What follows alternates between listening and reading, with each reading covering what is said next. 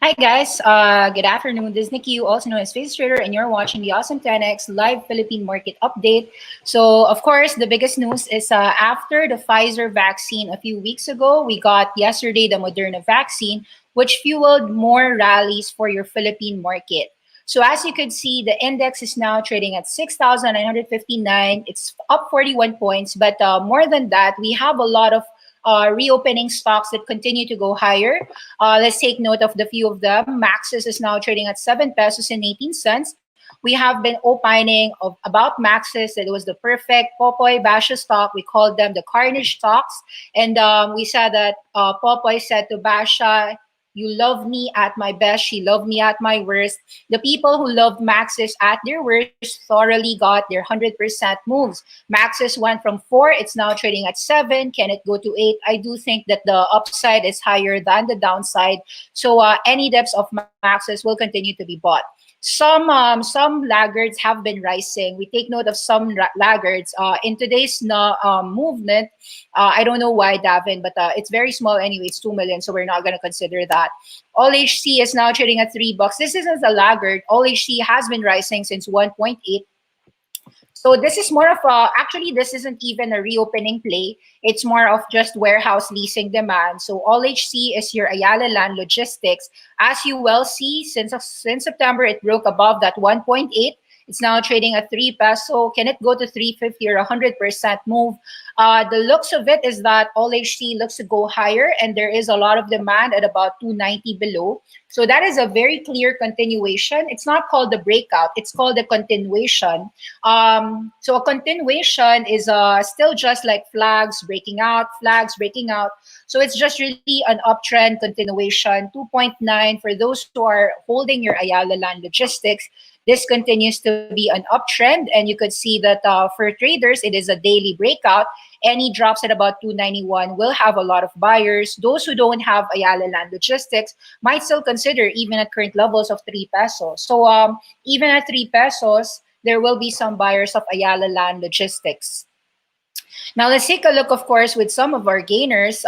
So your top gainers, your ALLHC, KPPI, very small volume. As you could see, some people are playing some speculative names.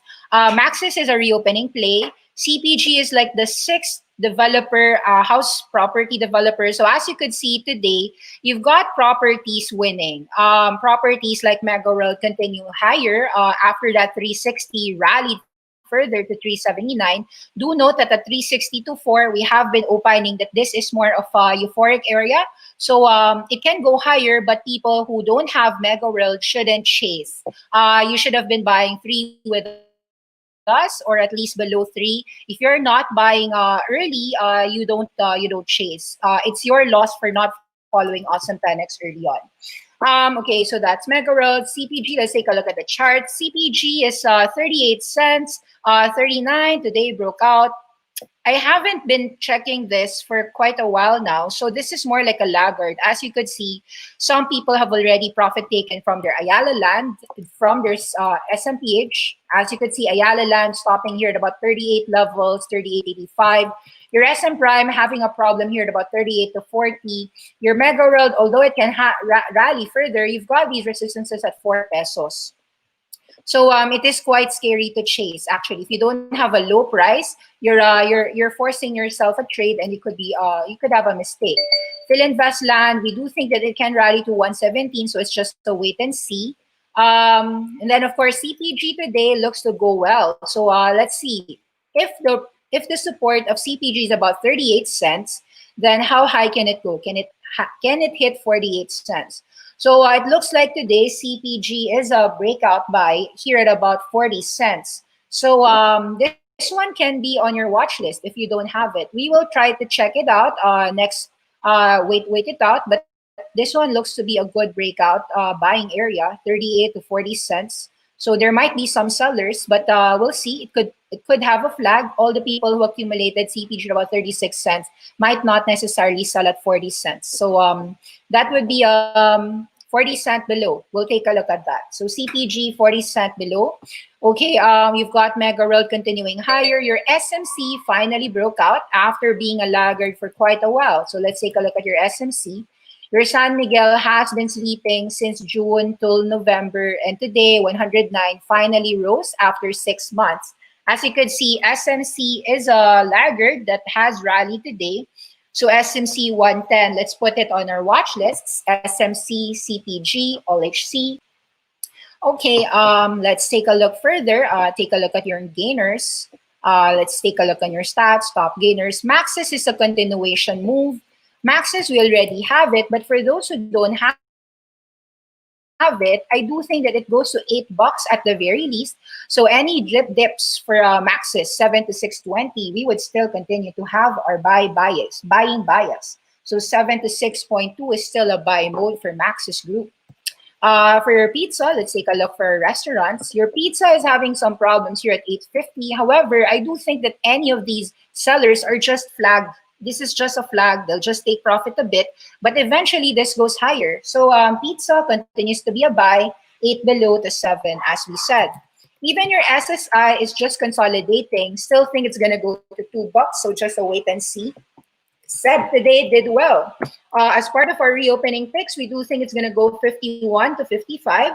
So this was the previous high at about 55. And we think that in the next 6 months, you will probably fly. So this stock should benefit. Take note that we said that even at 44, it's not likely to go down to $40. And so people who bought in at about Cebu Pacific on all these levels, I'd continue to add more. If you had bought somewhere here and you added more here, this is just a hold, right? So just hold your Cebu Pacific. Let's wait it out until about 51 to 55. Any dips below 44 is just an add more stage. So I hope you added on your Cebu Pacific. Let's take a look at more reopening plays. Of course, your CEB is one of them. Your MAXS is one of them. Your Macro Asia is still going to go higher. So it's getting a lot of profit taking after, of course, a very strong run up.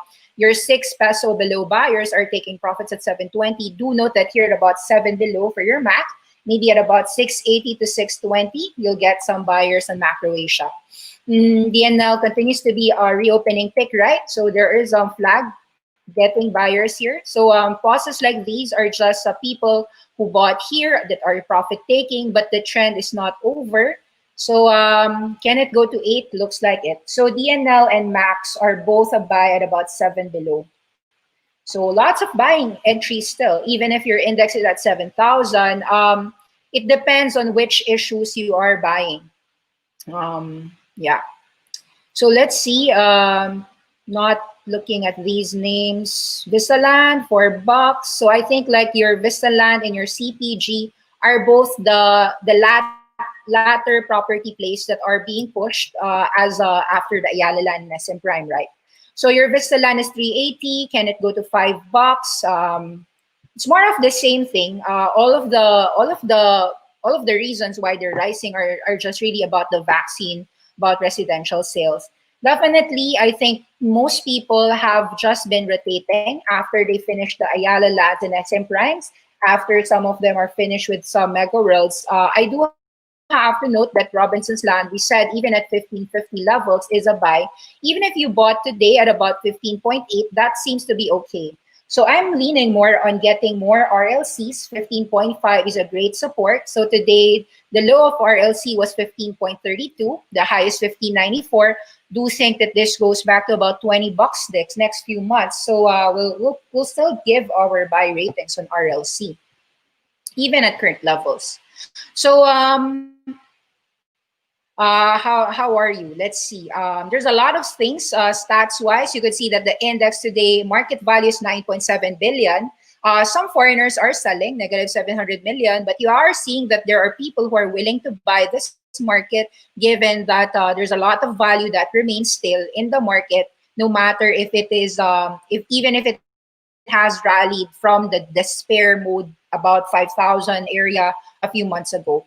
So as you well know, yeah, so let me see if you have any. Actually, there are so many winners. Your ASEAN continue to go higher today, which means that not everyone actually sold, meaning they have cash. What happened here is that it went higher because for the SRO, if they had 100,000 shares of ASEAN here at about 235, where we were opining to buy 230 below, they probably felt to themselves that instead of selling half of their position at 410, 420, they don't have any way to put their money in banks anyway. So they use their cash to actually average up on their AC Energy. Since all the ASEN shareholders have an opportunity to buy at 237 instead of profit taking, they just added more cash. So whatever, if you had 100,000 shares, you could buy as much as 90,000 shares at 237. So they just added more, meaning the market added more AC Energy. They didn't mind adding up, and instead of profit taking, they just averaged up through their SROs. So there has been lack of sellers on the ASEN front. Take a look on your comments, if any. Okay.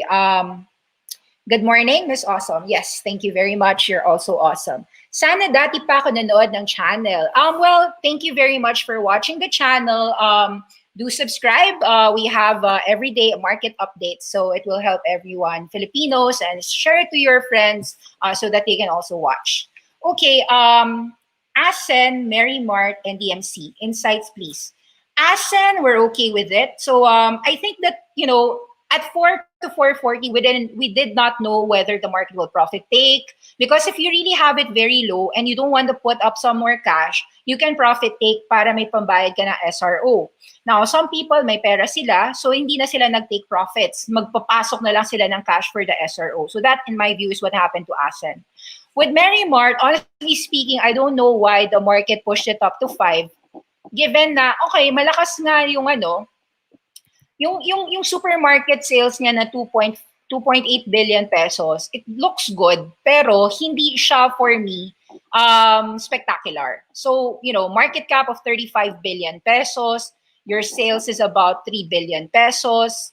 It is expensive in my view. So, binagsakan, 520 to 470. If you have Mary Mart, I think take profits because it's very expensive given how much sales and income that they have, if you're just gonna ask me based on fundamentals. DMC, I'm okay with it. We said DMC, we think it's gonna go 6 pesos. So actually DMC, it can go down below 5, pero meron pa ring buyer. So ganito siya.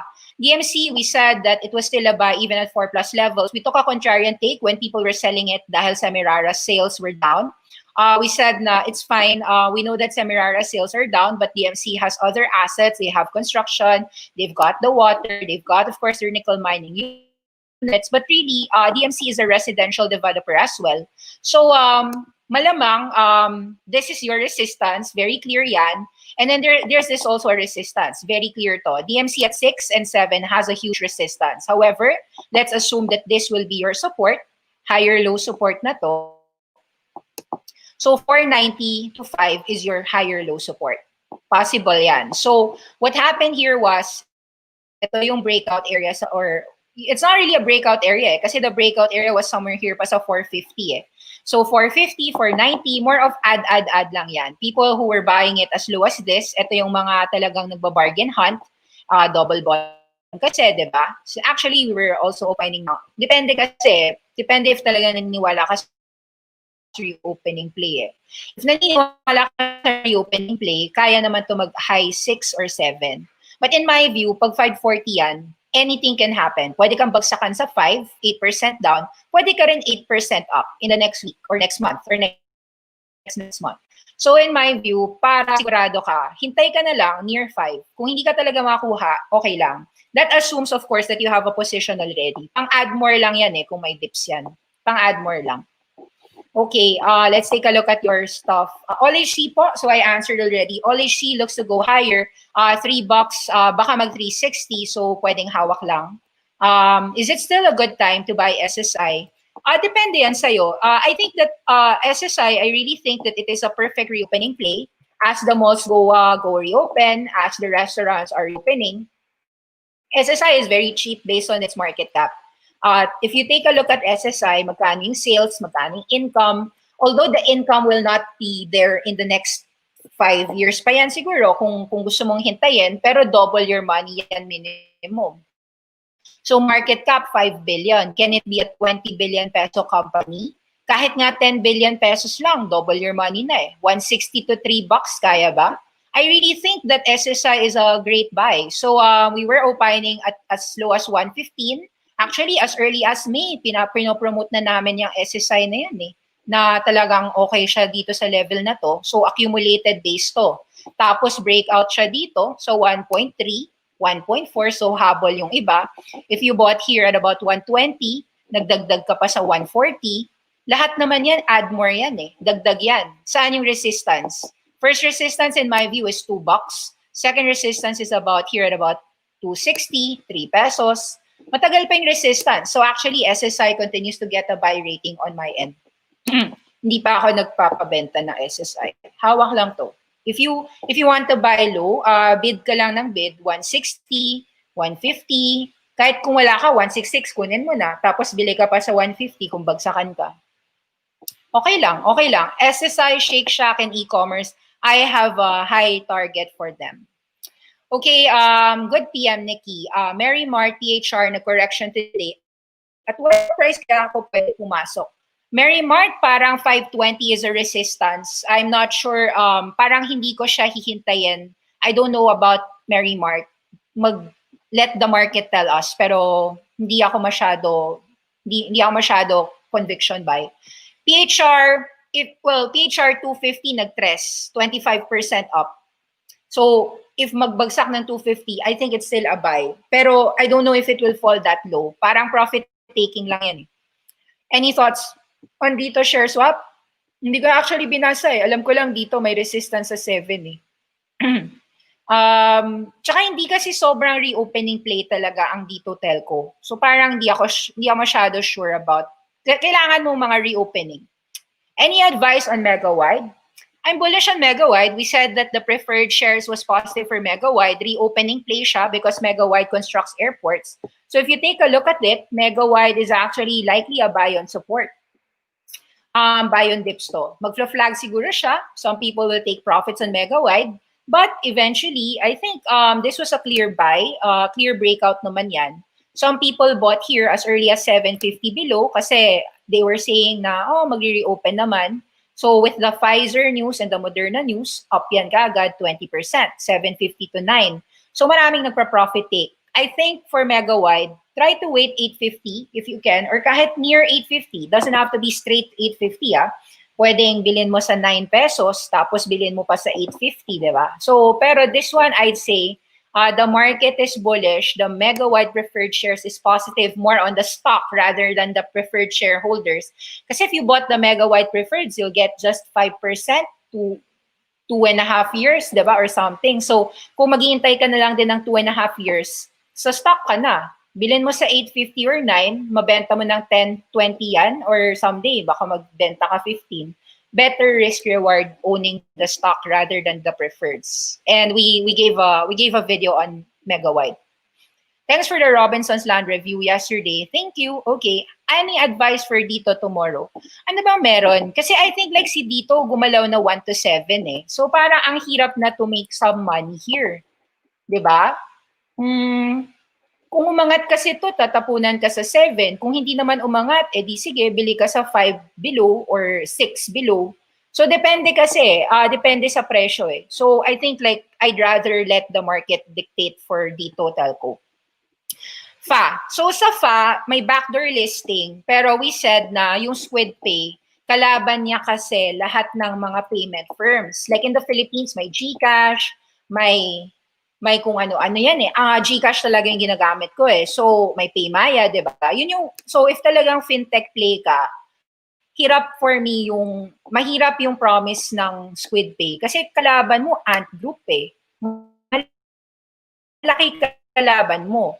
That said, I guess it made the market happy, pero ang daming resistances ng FIO, 22 cents to 60 cents. Congrats to those who got it, 300% up. Probably profit take. I guess yung gap fill nito, pwedeng 40 cents, may buyer yan, if ever bumaba. Pero pwede rin hindi bumaba yan. But yun nga, medyo, I think, even if goes higher, ang daming resistances nito. 60 cents, 66, dami, 80 cents resistance na naman. Pero may support to. I guess may support to sa 30 and 40 cents. So yun. Depende na sa market yan kung favorite talaga nila yung mga fintech. Pero kung talagang fintech, mahirap maglaro ng fintech ka. Sa abroad ka dapat mag-fintech. hindi masyado sa Pinas. So thoughts on green. Green has been rallying. Wala akong masabi. Wala akong alam eh. Green is, so hindi lahat ng mga nag 100% sa Pilipinas, hindi lahat yan hawak natin. Hindi ko alam yung galaw. Yan. 0.6, nag 2.8. Hindi ko alam kung aangat to. Pwede rin mag-profit take mga tao, di ba? Pwede rin mag-3. Pero I don't know. So in this one, I really don't know. Strong move, pero I have no idea. MAC or SEB, which is a better buy. I think MAC can go to about 8 and 9. So kung binili mo ng 7, okay ka. Kung binili mong mura, mas better ka. So I don't know which is a better buy. At current levels, mukhang same lang. MAC can go to 8, so 7 to 8. SEB can go 50, 55, okay naman. May I know the details for your talk tomorrow about how to make money in stocks while you sleep? Yeah, I forgot to share. Wait up. So yeah, I'll share on my Twitter account, Faces Trader. This is my Twitter account. Please follow me here. Profile. You'll see a lot of names that we made money from. Definitely, yun, marami, 100% moves abroad eh. Pero, yeah, so we're gonna discuss how do we make money in stocks while we sleep. So, marami yan. Like in my YouTube show, manood ka lang ng YouTube, kumikita ka na ng 100%. As in, namimigay talaga kami ng pera kung talagang nag-execute ka. Execute mo lang, panalo ka eh. Like yung K-CAC kahapon. Hindi K-CAC. Yung ride, 30% up kagabi. Yung Lordstown Motors. So, ride. Lordstown Motors, kaboom. Ayan, no? 25%. We bought here at about 18 eh. 18 below. Yan. So, definitely maraming opportunities abroad, and we will discuss. Pwede kang kumita, how to make money while you sleep, mag-invest ka, learn the awesome 10x system. I discussed it as well. Try to check this out. We're inviting you guys, of course, to awesome10x.com. Awesome10x.com there is a free channel. Of course, the free channel is this YouTube show. But of course, there's also a free Friday class picks, also for free. Kahit sundan mo lang yung free Friday classes, kumikita ka na ng kabuhayan. Promise. Well, hindi naman promise, pero 85 to 90% of the time we're correct. So, kung okay na sa inyo yung 90% hit ratio, okay na siguro. Profit niyan. Profitable na sistema yan. So yun, how to make money in stocks while you sleep. I'll be discussing tomorrow, guys, 2 p.m. We'll try to live stream it as well here, so you don't need to be in the invite. It's a Zoom class, but I gave it for free. I'll also try to live stream it here on the YouTube channel. Most of my free Friday classes naman, kaya nga siya tinawag na free Friday class, is because I just give everyone a free Friday class pick if you're willing to join. You just pay me your time, and I'll use your time to give you a good analysis of the markets, and that analysis will translate to money. So thank you for paying attention. Thank you for also putting that money to work. Okay, that is what we do there. Okay, we'll just live stream that tomorrow, 2 p.m. yon. How to make money in stocks while you sleep, I'll discuss. PHR and SSI. PHR, I think it's a reopening play. Casino siya. So similar yung galaw niya with Bloomberry, with PLC. PHR is also a casino, pero 2 years pa yan. Kay Mr. Dennis Uy for Cebu, for Mactan. So may resistances sa 3.5, pero yon. Mega wide entry level answered already, 850 below or near 850, so pwedeng 880. BDO extremely lagging compared to all the peers. Do you think that this has good upside? BDO is a laggard, but I think like in general, all the banks are laggards. Bakit? Because they're afraid that there's an NPL. Among the banks, ang pinakamalakas is BPI, di ba? Nag-rally ng 90, so BPI is the strongest in technicals. BDO, East-West malakas din in technicals. Pero even if naiwanan na talaga si BDO. Imagine 8 ngayon 11 na. Papunta na tong 12. Etong si BDO nasa 92 pa rin. In that view, I do think that BDO has leeway to go 100. Iwan siya, so it will rally at some point. Magkakaroon ka ng resistance dito sa 100 and another resistance at 108. So yun.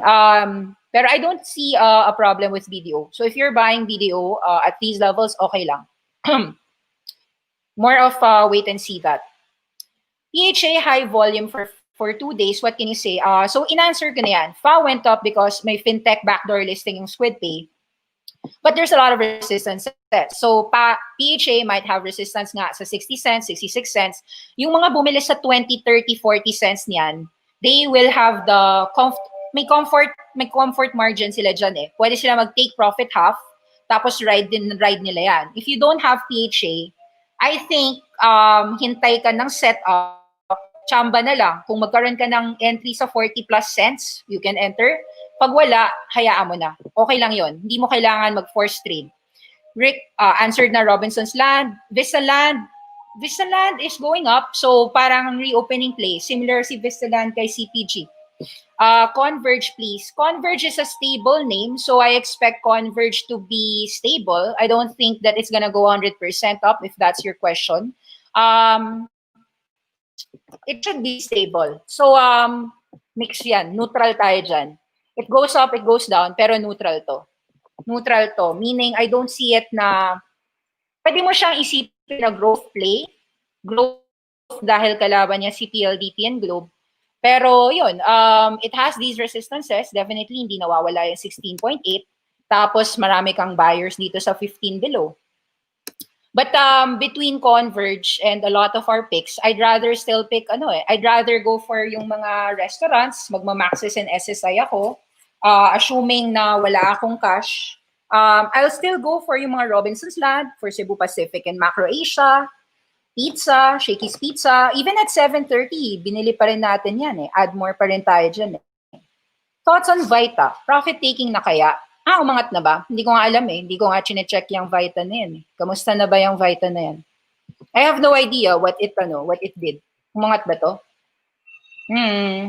So, the thing about Vita is it's a laggard. So, yan. From about 80 cents, nag-90 cents. I don't know if it's gonna rally, pero you've got a lot of profit takers here at 1 peso as well. Pwede ka mag-take profit if you want. Pwede mo rin hawakan. It's hard to say eh. Kasi when the market goes up, pwede siyang umangat. Last na po, Holcim, Frutas. Frutas, okay na yan. We answered already, Frutas. We said 168 is your resistance. How do you invest in US stocks? I use Interactive Brokers, but you can actually open any brokerage firm. You can check Awesome 10X. How do Filipinos invest globally? Type it in. How Filipinos can start trading globally with only $1,000. Ayan, no? Yung buong Awesome 10X YouTube, panoorin mo, kikita ka naman eh. As in, manood ka lang, tapos sumabay ka lang. Hindi na nga sa'yo nag-charge eh. For free na nga yan eh. Okay. But of course, if you want to enter our classes, in-depth yan, deep dives every day, may value. May value yung mga taong nagpupunta sa deep dive class namin to understand why they bought Razer, why they bought some Lordstown Motors. Alam niyo lang na bumili kami Lordstown. Hindi niyo alam bakit, di ba? Parang ganun lang. Last na po, Holcim. I know nothing. Kasi cemento, construction play. So, Holcim, cemento, construction. Hindi ako sigurado kasi wala namang volume eh. I don't like it when it's low liquidity. So, pwede siyang talakin pero it's not the best play. So, yeah. So, I answered already. These are, I think, the names that you can still continue to buy. Let me repeat it. ALLHC, 290 to 3 area. Century Properties Group, 40 cents. San Miguel, 110. MAXS, even at 7, all the way to 6. Pizza, 8, all the way to 7. Cebu Pacific, 44, all the way to 40. Macro Asia, 7 to 6. DMC, DMC ngayon, if you can really try to enter 5, okay siya pa rin. Robinson's Land, any price, 15.50 is a good entry. Kahit 15.8. So that's it. Thank you very much. Hope that you had a great time. Please subscribe to the channel, like, and share to your friends. Thank you very much. Bye-bye. Okay na.